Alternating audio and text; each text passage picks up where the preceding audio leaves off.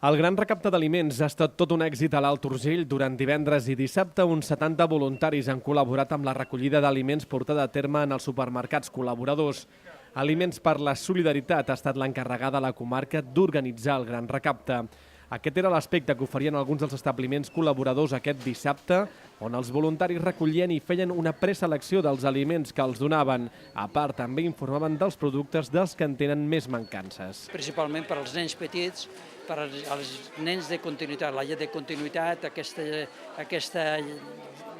edat que va entre 6 mesos i any i mig, que no se li pot donar cigrons, no se li pot donar llenties, se li ha de donar llet de continuïtat o bé sense cereals. O sigui, és una edat molt delicada dels nens. Un cop els aliments s'han recollit al supermercat, s'han de transportar. Durant el gran recapte, la nostra tasca, hi ha voluntaris que col·laboren amb la recollida dins dels supermercats i llavors amb 2 furgons, junt amb Càritas, que també hi té un furgó, anem recollint per tots els supermercats per poder-ho portar directament on tenim els aliments per la solidaritat.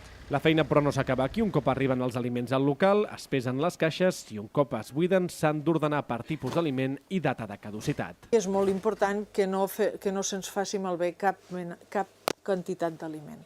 Per tant, és prioritari, per això veieu que hi ha tot amb dates. Per exemple, tota aquesta llet que tenim recollida aquí és tota del febrer del 2014. Llavors, cada aliment té les seves dates. Home, el que és llegums les tenim classificades en 6 mesos. Hem de vigilar molt, sobretot per no fer malbé ni un gram d'aliment. Als voluntaris d'Aliments per la Solidaritat encara els hi queden uns dies de feina per ordenar-ho tot.